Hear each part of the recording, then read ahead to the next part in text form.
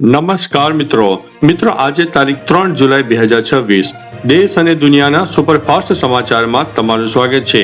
પ્રથમ વાત કરીશું ગુજરાતમાં વરસાદની આગાહી। ગુજરાતના અનેક વિસ્તારમાં હજુ પણ એલર્ટ આપવામાં આવ્યું છે।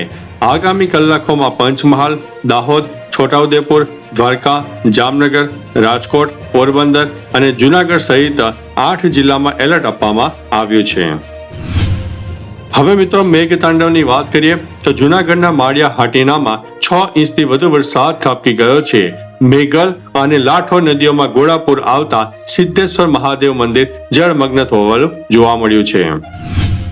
વાહન વ્યવહાર ઠપ। જામનગરમાં ભારે વરસાદના પગલે કાલાવડ ધોરાજી હાઈવે બંધ, સ્થાનિક નદીમાં પૂર આવતા ડાયવર્ઝન ધોવાયું છે।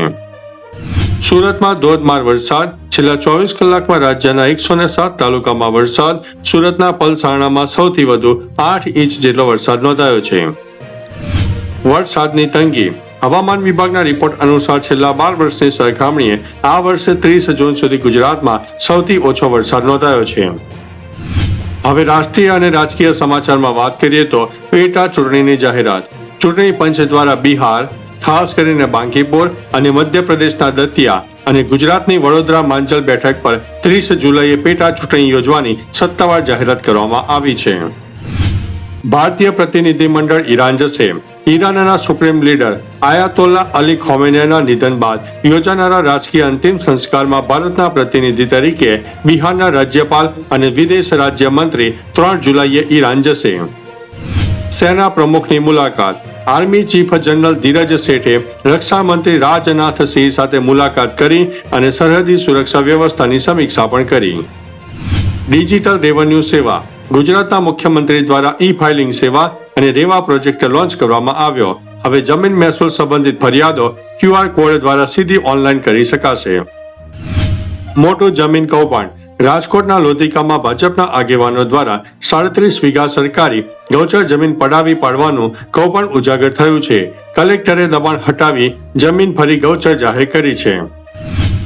ડોક્ટરો સસ્પેન્ડ। ગુજરાત મેડિકલ કાઉન્સિલરે મેડિકલ એથિક્સમાં ભંગ કરવા બદલ અને સુરત અને જાણીતા ઉપરાંત અમદાવાદના 3 જાણીતા ચર્મરોગ નિષ્ણાતના રજીસ્ટ્રેશન 13 મહિના માટે સસ્પેન્ડ કરી દીધા છે। ઐતિહાસિક ચુકાદો। અમદાવાદમાં વર્ષ 2024માં પ્રેમી પર એસિડ વડે એટેક કરનાર પરિણીત મુસ્લિમ મહિલાને સિટી સેશન કોર્ટે 10 વર્ષની સખત કેદની સજા અને 1 લાખ રૂપિયાનો દંડ ફટકાર્યો છે। પાકિસ્તાનને યાદી સોંપાઈ। ભારતે જેલની સજા ભોગવી ચૂકેલા 18 કેદીઓની યાદી પાકિસ્તાનને આપી છે। માછીમારોને તાત્કાલિક મુક્ત કરવા પાકિસ્તાન સરકારને સત્તાવાર યાદી આપવામાં આવી છે। હવે આંતરરાષ્ટ્રીય સમાચારની વાત કરીએ તો ટ્રમ્પની ચીનને ચેતવણી। યુએસ પ્રમુખ ડોનાલ્ડ ટ્રમ્પે બેઇજિંગને ખુલ્લી ચેતવણી આપતા જણાવ્યું છે કે ચીન પાનામા કેનાલ પર કબજો કરવાનો પ્રયાસ કરી રહ્યું છે, પણ અમેરિકા તે ક્યારે થવા નહીં દે। મોટો આંચકો। ઇટલીના પીએમ જ્યોર્જિયા મેલોનીએ ટ્રમ્પના આરોપો પર વળતો પ્રહાર કરતા કહ્યું છે કે હું કોઈ કઠપૂતળી નથી। યુએનનો ગરીબી અહેવાલ। પશ્ચિમ એશિયામાં વધતા ભૂ રાજકીય તણાવ અને યુદ્ધની અસરના કારણે 4.5 કરોડથી વધુ લોકો ગરીબીની ખાઈમાં ધકેલાશે તો યુએનનો દાવો છે। ચીનની નવી ચાલ। ચીને બ્રહ્મપુત્ર નદી પર પોતાનો સૌથી ઊંચો ડેમ બનાવી દીધો, જે ભવિષ્યમાં ભારત માટે મોટો જળ ખતરો બની શકે છે। વોરન બફેટનો મોટો નિર્ણય। અબજોપતિ વોરન બફેટે બિલ ગેટ્સ ફાઉન્ડેશનને અબજો ડોલરનું દાન આપવાનું અટકાવ્યું। અનેક કૌભાંડના રિપોર્ટની રાહ જોવાની થઈ રહી છે ચર્ચા। નેપાળમાં રાજકીય વિવાદ। કાઠમંડુના મેયર બાલેન શાહની પાર્ટીમાં વિવાદ।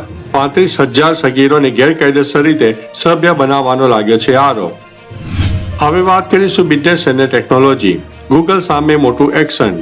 આલ્ફાબેટ યુરોપિયન યુનિયન સામે $4.7 બિલિયન એન્ટી ટ્રસ્ટ કાનૂની જંગ હારી ગયું છે। એન્ડ્રોઇડ ઓપરેટિંગ સિસ્ટમ દ્વારા હરીફોને બ્લોક કરવાનો આરોપ સાબિત। શેર બજારમાં નરમાશ। સપ્તાહના ચોથા ટ્રેડિંગ દિવસે ભારતીય શેર બજારના બંને મુખ્ય ઇન્ડેક્સ સેન્સેક્સ અને નિફ્ટીના ઘટાડા સાથે બંધ થયા હતા। ડિફેન્સ સ્ટોકમાં તેજી। ભારતની ટોચની સરકારી ડિફેન્સ કંપની પાસે 90,000 કરોડના ઓર્ડર હોવાની માહિતી વચ્ચે રોકાણકારો માટે બમ્પર ડિવિડન્ડની જાહેરાત કરવામાં આવી છે। હવે વાત કરીશું રમતગમત અને મનોરંજનની। ન્યુઝીલેન્ડનો ઇતિહાસ। ઇંગ્લેન્ડને તેના જ ઘર આંગણે ટેસ્ટ મેચમાં હરાવીને ન્યુઝીલેન્ડે 40 વર્ષ બાદ ઐતિહાસિક સિદ્ધિ હાંસલ કરી છે। જોસ બટલરનો રેકોર્ડ. T20 આંતરરાષ્ટ્રીય ક્રિકેટમાં ઇંગ્લેન્ડના કેપ્ટન જોસ બટલરે ખાસ સદી ફટકારી છે. આવું કરનાર તે વિશ્વનો બીજો ખેલાડી બની ગયો છે. સેલિબ્રિટી હોમ આફત. મુંબઈમાં મુશળધાર વરસાદને કારણે બોલિવૂડના શહેનશાહ અમિતાભ બચ્ચનના બંગલા પ્રતીક્ષાની અંદર પણ વરસાદી પાણી ભરાઈ ગયા છે. તો ચાલો મિત્રો, ફરીથી દેશ અને દુનિયાના સુપરફાસ્ટ સમાચાર લઈને મળતા રહીશું. ત્યાં સુધી અમને રજા આપશો. નમસ્તે.